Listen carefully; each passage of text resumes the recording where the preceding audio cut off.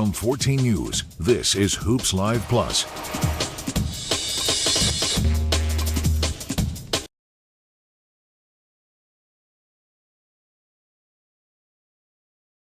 And now we get on the mics.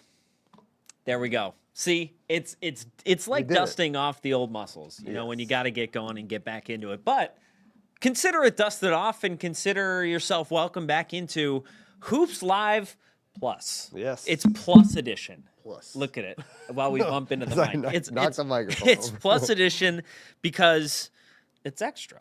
It's bonus. Exactly. It's we're here to go back through the highlights.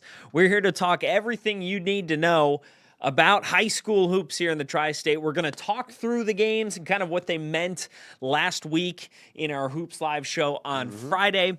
We'll look at some of the top plays that we saw as well. And then, of course, we will look ahead to the upcoming schedule, courtesy of the lovely John Harrell and his schedule and KHSAA.com. If you don't know what's coming up, that I would highly recommend heading there. Exactly. It's an excellent resource. So shout out John Harrell, shout out KHSAA.com, and shout out the action we had last week, Aaron. Let's get ready and let's get right in to our action here. First up, it is Princeton and Gibson Southern. These students were hyped up and they came and delivered an excellent showdown here, and they got right to the action here. Let's check out 52-49 was the final score in this one.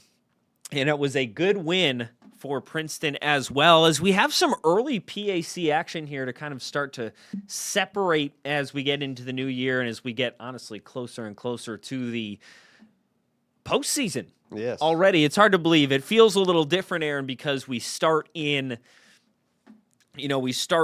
much right after high school football season. Yeah. And then we get right into the action here. And now, we're in the heart of conference play. Princeton gets this win to stay undefeated in conference 4-0. Yeah, 11-3 overall. And this was a rematch, which hadn't been that long ago when they played. It was during the Toyota Classic. I know you were gone, so you didn't get to see it. But Gibson Southern jumped out to a huge lead and just rolled over Princeton. It was double digits. I don't remember the exact score, but it was a impressive win by Gibson Southern. They couldn't miss a shot.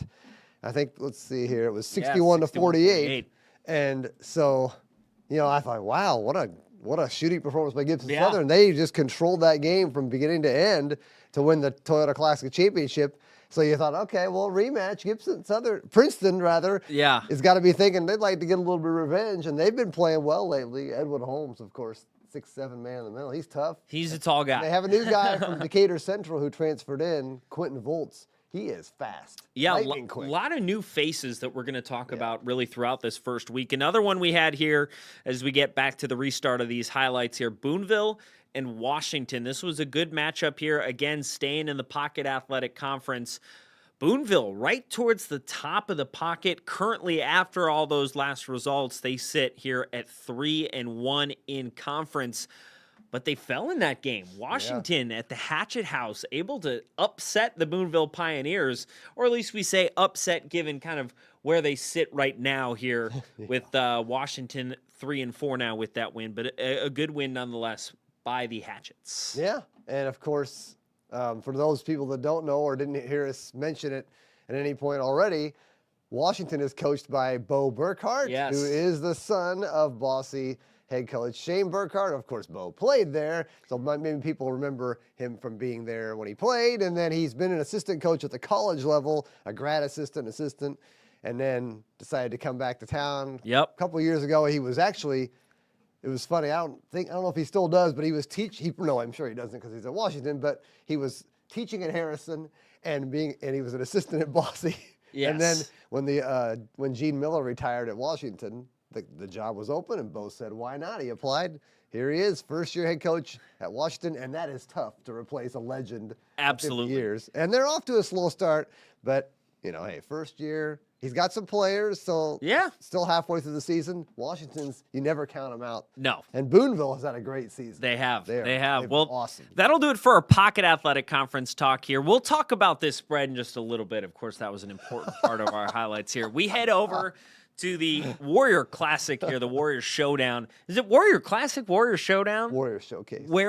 Wow. Off, and I was 0 for 2. Warrior Showcase here. And we start off close, though. with the Harrison Warriors taking on Indy Tech. This was a highly contested game, really all game long. Harrison, they kept it close throughout, or I should say Arsenal Tech kept it close throughout, but then Harrison able to sneak out with the 4-point win, 58-54.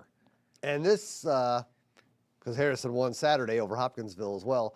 This win Friday, though, was the first time Harrison had gotten over 500. They started off slowly because they obviously had a lot of guys to replace, like Shane Sims, Brooks Thomas, Jay Summit. So they were trying to find themselves. They have some freshmen that have been making some noise, Ramias Calvin and Aiden Terry, but they're finding their stride. And ever since their 0-3 start, look at them now. They're 7-2. So now they're 7-5 total. Yeah. That was a nice win Friday, a nice win Saturday over Hoptown. Yeah. So you got to watch out for those Warriors. And also of note, as we continue to get more and more technologically advanced, Aaron and I, if you want to leave a comment, I now know how to see that. So that's great. This is good. It is very good. I hope that screen is not an accurate depiction of what's currently happening because it says it's the countdown. So I hope we're live. Hopefully so. Hopefully so. Nobody's told I us. figured someone would come in and tell us if we're still on the countdown screen because that'd be terrible. Anyways, our next game here at the Warrior Showcase is Wrights and Hopkinsville. A good battle between these two. But again, Wrights, they're down there 3-2 in conference. 5-7 entering this one overall. They were on a little bit of a 3-game skid, and then they get the win. Yeah, a nice win over Hoptown. It was always pretty tough down there in Southwest Kentucky in the second region. Wrights, they're kind of trying to find themselves this year too, because obviously when you lose somebody like Jalen Mitchell and Lavelle Tinsley, that's a pretty tough deal to replace. Yes. And they had Luke Lawrence. I know there were some other guys I'm not thinking of at the moment, but they're a new roster too, basically, at least for the varsity level. Yes. So they're coming around though, 6-7. You can't ever count them out by the time we get to the postseason. Well, another good one we had here, our third and final one that we got on Friday at the Warrior Showcase was Bosse and a very solid team up in Indianapolis, Cathedral. They are the number 2 team in 3A coming to this one. And Bosse, they started off, they had a 10-point lead after the first quarter. They were very strong, including some great 3-point shooting at the beginning. And then, of course, this great play by Mr. Bowen. But, you know, they kind of started to fade away a little bit, but it was some great 3-point shooting early on and a great contest by Bosse. They still are 2-0 in conference. Yeah, they're tough. And then with the addition of Dorian Bowen, the Memphis, Tennessee transfer, like Whitehaven High School, I think it was, he's tough. He just got his 1,000th point a couple weeks ago for his career. So he had like 970 something before when he came to Bosse and was eligible after Christmas. And I mean, anytime you can get a guy that scored almost 1,000 points and just put them under your roster and your starting lineup, that's pretty good. That is certainly helpful. And Marius Harris, another 1,000-point score for his career. They've got some guys that are going to make them dangerous. Absolutely. Absolutely. All right, well, now let's switch gears and head on over to Kentucky as we look over to and continue on from our Friday action here. We'll start off at Webster County and Union County, these two doing battle here. And let's start off the highlights. Always a great crowd there at Union County. And this one, first we start off with the boys matchup, and it is the Braves heading out, and they are ready to go here. Union County, just taking a look at their season, they've been strong. They're sitting right now at 13-5. Yeah. And this last one they had against Webster County, they got a nice win by 9 points. Yeah, and Webster's 14-6 at the moment. So that was a really good matchup between two teams in the 6th district, a couple of 6th district rivals there. So they'll probably play each other in the tournament there when that starts. And then, second region, of course, they're both in that with Henderson. And some other ones. So, that'll be interesting to see how those two play out the rest of their season, because usually what ends up happening is Henderson ends up being the number 1 seed in the 6th district, and then Union and Webster have to play each other in that semifinal game and with their seasons on the line. So they'll probably have another couple of rematches this season, so we'll see what happens. Yes, sir. And now we head over to the girls matchup as well. And this was, another good contest, staying with that full house over there at Union County. And again, Union County, the Bravettes, I should say, they're having a pretty good season as well here. And just they're finding their way, I should say. They're finding their way, and they got that win in this one as well. So a good day for Union County getting the win 39-30. Yeah, that was an entertaining game. Low scoring, defensive struggle a little bit, but boy, if you didn't get to see our highlights, they were fast and furious. They were. So you wouldn't have known that it was only 39-30 because we had one basket after another. Nice little block there. Boom. Yeah. But obviously a rivalry game, just like it was for the boys. Those two will probably play each other in the 6th District semifinal when the tournament starts, and I'm sure they're going to play a couple more times this year in the regular season. So yep. See how it goes. And then here's another one that you went to, Aaron. Tell me a little bit about this one. Well, Hopkins County Central is having a pretty good season, actually just below Henderson County as far as the local teams in the 2nd region go.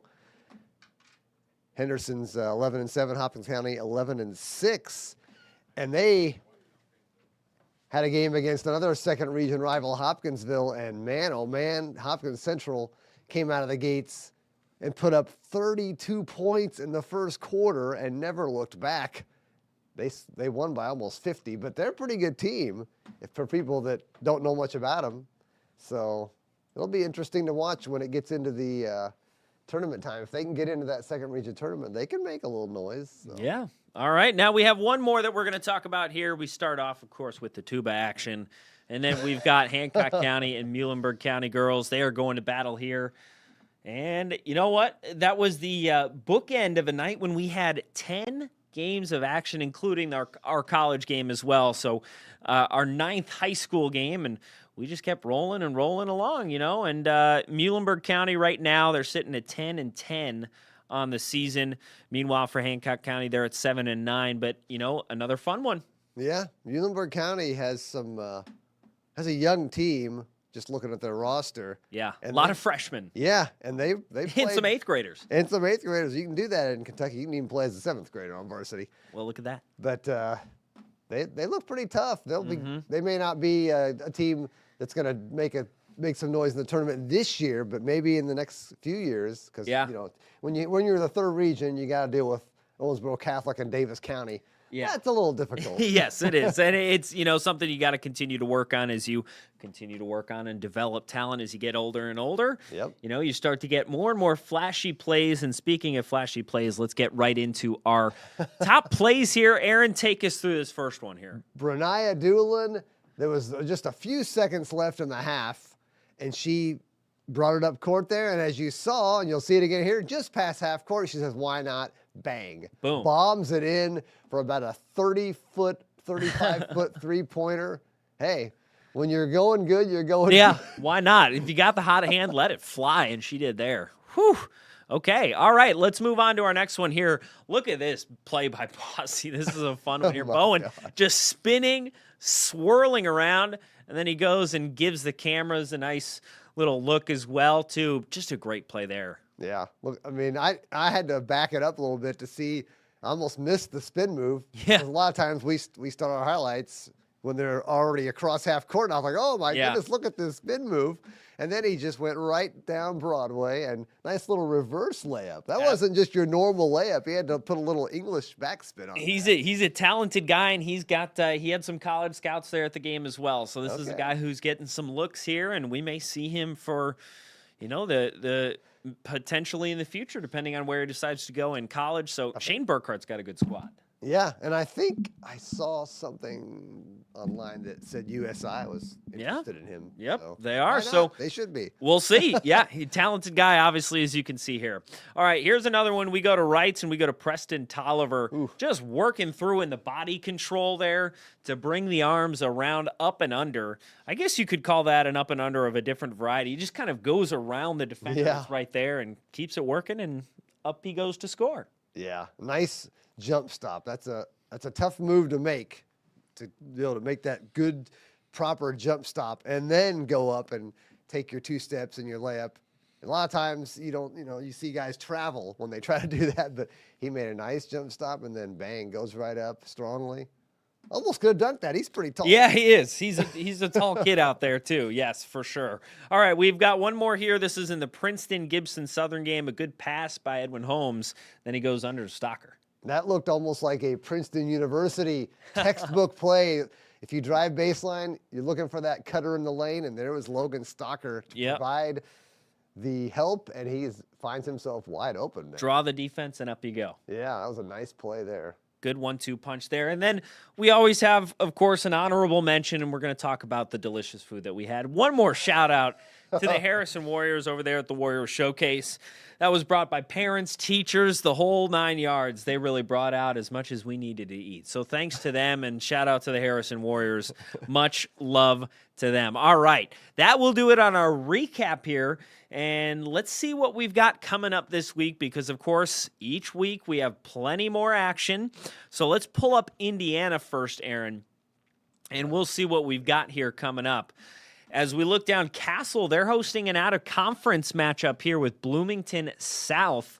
That should be a good one. What other ones do you have your eye on here? These are all Friday games, yes, by the way. Well, this one should be an entertaining East Side rivalry. Harrison at Memorial. Yep. They've had some great matchups over the years. Harrison trending up. Memorial, I don't really know what's going on there. They've new head coach. Yes, they're settling in. Yeah. Settling in, new head coach. That's usually what you got to see. Let the dust settle when you have someone like Keith Howington, who is pretty established there at Memorial, bringing in a new guy. We've got some other good out-of-conference matchups. Mater Dei and Boonville. Bossy heading into Kentucky to play at Owensboro. That's always a track meet. Yep, they like to play fast, and they will continue to play fast. Over elsewhere, we've got some more non-conference action here with Jasper Forest Park going to battle. So good county rivalry game there. Yeah, we've got a lot of different battles. North Knox visits Pike Central, so we've got another full slate, Aaron. And I don't know how much you looked at the schedule. Do we have a preview of how many games we're going to get here? Heritage Hills. Southridge Heritage Hills, a good one as well. I'd say we'll have about 10 games. See, there we next week. Let's check the Kentucky boys schedule here. Yeah, of why course. not? Why not? We get the date correct here. Yes. We'll be all right. Aaron's working tirelessly on here. finding the correct date here. January 23rd is this Friday. We are flying through the month of January. We already talked about that Bossy Owensboro game. And then, of course, we've got Union County at Henderson County. That should be a fun one, too. Yeah. Always good when you have the different schools just going around through the regions in Kentucky, and especially when you get cross-state line battles as well. That's we have fun. some 7th District battles. Hopkins County Central at Caldwell. Those are going to be, that's a boy-girl doubleheader, and Madisonville is playing Dawson Springs, I believe. Yes, they are. That's another 7th District, 2nd Region battle boy-girl doubleheader. Fridays are busy. And then we have Muhlenberg at McLean. That's a 3rd Region, 10th District boy-girl doubleheader. So they do a lot of those boy-girl doubleheaders in Kentucky. Yes, convenient they do. for us. Yes. And for the fans. It is. We can get the old 1-2 punch. Yes. Back and forth, back and forth. All right, well, that'll do it for this week, our first week of Hoops Live Plus. We hope you enjoyed. Aaron, thanks for hanging out with me here and talking high school hoops. My name is Max Parker. You can check us out this Friday on Hoops Live. That is on 14 News at 10, and then you can check out highlights from the games afterwards on 14news.com. But again, thanks so much for joining us, and we will see you next time.